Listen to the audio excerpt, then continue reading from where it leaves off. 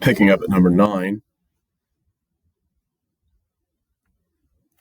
remember standard form looks like this: ax squared plus bx plus c.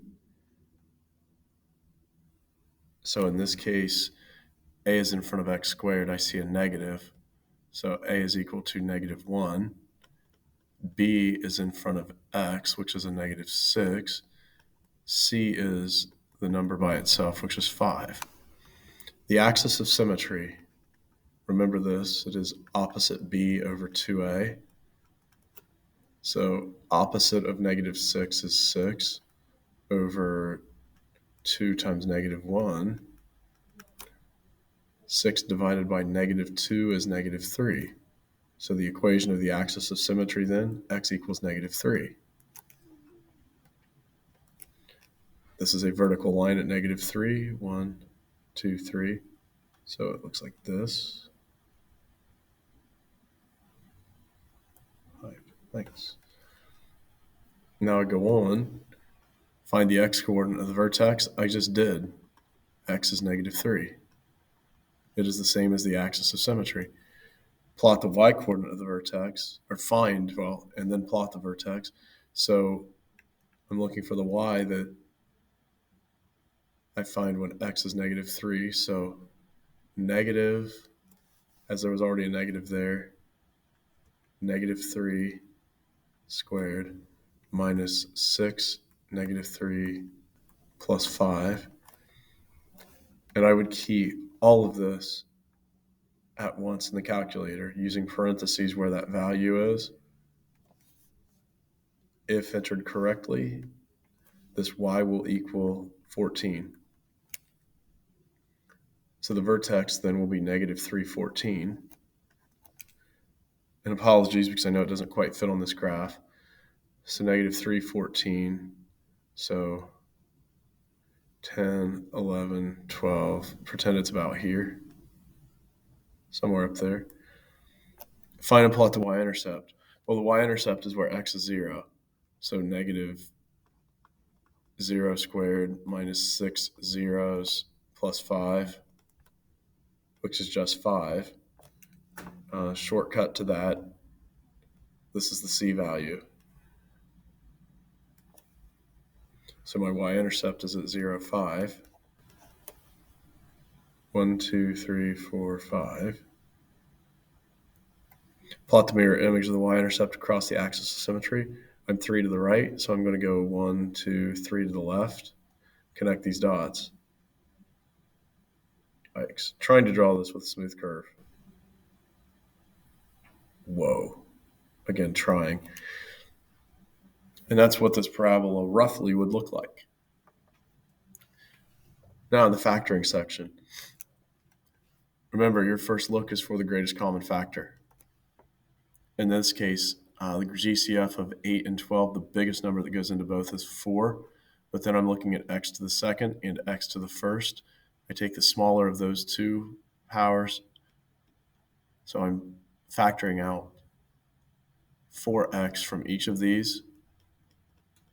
So when I then divide both by 4x, I'm going to be left with 2x. Remember, you're subtracting exponents. 2 minus 1 is 1.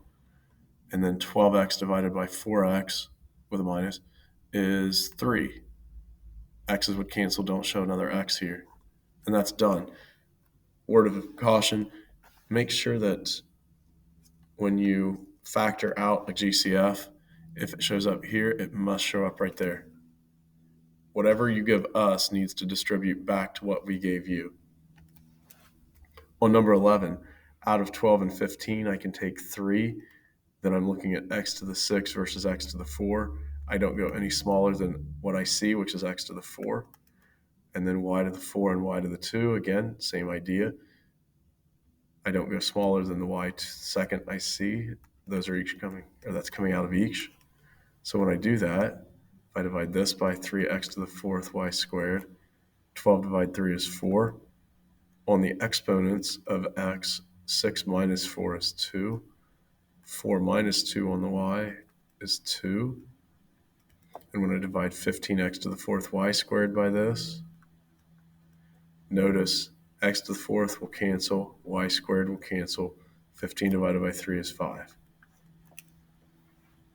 On the third one, or on number 12, sorry, it leads with negative. I'm going to factor out negative something, and out of 14, 24, and 6, the greatest common factor they share is 2. And then looking at the variables, there is an x to the 4, to the 3, and to the 2. I'm taking the smallest, which is the 2, not going below that smallest that is common. Now, when I divide each of these by negative 2x squared, I'm going to get 7x squared, divide by negative 2x squared here, negative 12x. Remember, 3 minus 2 is 1, if you want to show the 1 or not. And then here's a potential mistake. When you divide negative 2x squared, or negative 6x squared, by negative 2x squared, negative divided negative is positive. 6 divided 2 is 3. And I don't need x squared or x because those divided to 1. There's my answer. We are factoring by grouping on the next 3. Why grouping? Because there are 1, 2, 3, 4 terms. So I'm going to look to split after the second term, take out what I can from each of these, which happens to be 4. The greatest common factor of 20 and 12 is 4. They each have an x. I can bring that out. I can't bring y because there's not a y on the second term. When I divide each of these by 4x, I'm going to be left with 5y plus 3. I bring this sign and divide each of these by what would be positive 3, the common factor they share. Show that 3. Show what's left, 5y plus 3.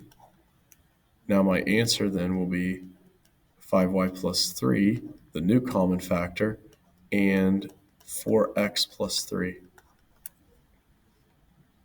On number 14, out of 20 and 4, I can take 4. R cubed and r squared, I can take r to the second. Don't go smaller than what you see. What's left when I divide? 5r minus 4. Bring this plus. I can take 3 out of each of these. Whoa, I just goofed. I just caught a mistake. When I divide each of these by 3, I'm getting 5r minus 1. Notice something. At this point, these don't match. That means I might have made a mistake somewhere, which I did. This 4 is not a 4. I just claimed 4 divided 4 is 4. That's not true. 4 divided 4 is 1. Whoa, what? 4 divided 4 is 1 in a smaller, more manageable font there. Now, 5r minus 1 is common to both. And what's beside them? 4r squared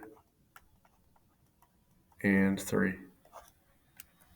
Last one, split. The only thing they share is m. M to the 2 divided by m to the 1 is m to the 1, or just m. Divide by m there, and I get 8n. Bring this sign. Why 3? Because 3 goes into 3 and 24. There's an n and an n squared, so I can bring n out of each. Notice there's not an m on that fourth term, so I can't bring out something that's not there. When I divide negative 3mn by negative 3n, I'm literally left with m. When I divide negative 24n squared by negative 3n, I am left with positive 8n.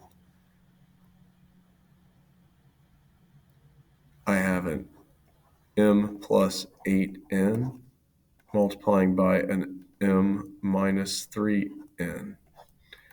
Notice I switched the order on these last two. It makes no difference because these factors are being multiplied. The order of this will not make a difference. And at this point, I have completed all the questions on your review. Good luck on the quiz tomorrow.